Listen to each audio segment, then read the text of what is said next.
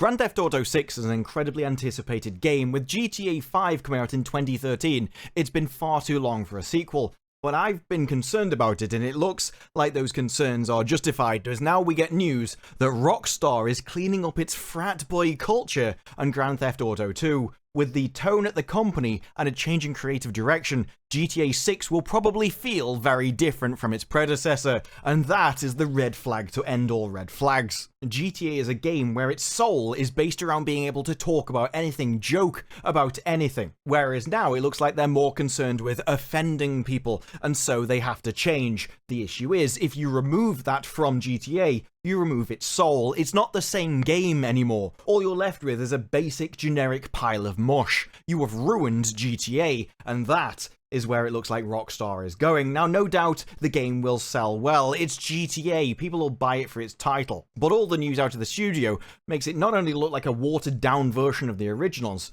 but a tiny, sorry state of its potential. We start with GTA 6 getting its first female playable character, which I don't really care about either way, to be honest. But then we find out that actually, per the report, its original plan was to include huge territories based on North and South America, and this plan was scrapped, in part, to reduce crunch on employees. Now, reducing crunch is where you just reduce their hours, but you could have made up for that and provided the same game by just employing more staff. Instead, they decided not to do that. They're not going to put as many hours into the game, and that just means we're cutting content. They're not going to lower the price. No, instead, they're trying to make themselves look good by ending crunch, get the positive PR, while also taking those lesser hours to make a far cheaper game. The only people who lose out here are the gamers, who have a far smaller game than they should have had. And there are knock-on effects due by the fact that developers are skeptical about the predictions for a game launch between April 23 and March 24, with some developers expecting the game to be at least 2 years away. Who could have guessed that if you don't do much work on a game, it just takes longer to launch? This is mind-blowing stuff. I mean, it's almost as if game design workloads were built that way for a reason. And it's not just maps which people aren't going to have access to, despite the fact they're paying the same price.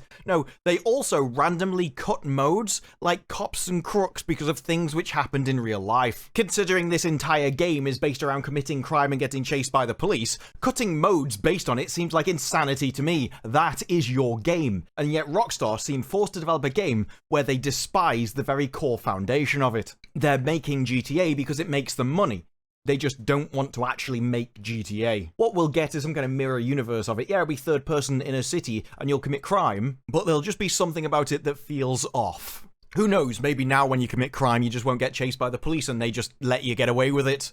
That'll be fun. But don't worry, because the game may not be GTA anymore, but what you will have instead is a kinda gentler Rockstar. And morale at the company is said to be much higher than it was. So that's nice. Who would have thought at a company where you don't do any work and release games multiple years late, everyone's just happy? Well, the plan game was just massive stretches of North and South America. Now, instead, you get a fictional version of Miami. And if you were expecting a finished and complete game at launch, oh, you're in for a shock there, because now, instead, Rockstar plans to continually update the game over time, adding new missions and cities on a regular basis. Because instead, we're just going to give you a smaller, cut-down, early access version of the game that you would have gotten. But the amount of content that you do get, that's going to be perfect, that's going to be amazing, even though the workers at the company themselves describe it as too many cooks situations where design decisions are frequently left in flux or contradict one another. Oh, that inspires confidence, doesn't it? And some core aspects of the game, such as combat,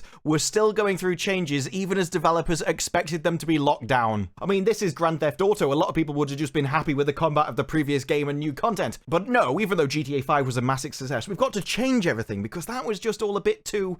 oh, it was a bit too naughty. One thing we don't want to do in a Grand Theft Auto game is make anyone uncomfortable. I mean, this is a game purely designed around committing as much crime as possible and doing some of the most horrific acts that you can possibly do in a video game with humor to match. That was the entire point of it. And yet now, no. We're basing it on bank robbers, Bonnie and Clyde, the people said. Developers are also being cautious not to punch down by making jokes about people. And this contrasts the previous games, because those games actually had a sense of humor and were Grand Theft Auto games. Those games didn't concern themselves about punching down. Those games just punched at everything.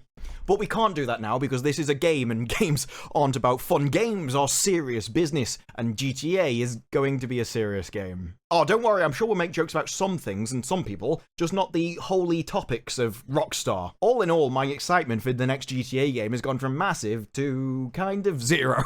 It seems like everything I enjoyed about the previous games is being stripped from it, and instead what we're going to end up with is a shallow, small husk of what the game could have been.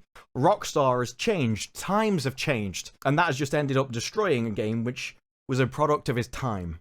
And I think that's a problem. Because that game was a massive success. People loved that game. There was nothing wrong with it. But now you've got people in the industry who think there was, that can't make games like that anymore. Instead, we've got to make a GTA which is just a generic mush, a grey soup that could really be anything and has just got the GTA logo stamped on it. Oh, I'm sure that the employees at Rockstar are very happy with the situation. What I would say though, is if you are, you probably shouldn't be working at Rockstar. You certainly shouldn't be working on a GTA game. Because if you can't handle the comedy of GTA, then you shouldn't be able to touch it. But those are just my thoughts. What are yours? Let me know down in the comments below. Like the video if you like the video. Subscribe. More videos like this in the future, and I will see you in the next one. Bye-bye.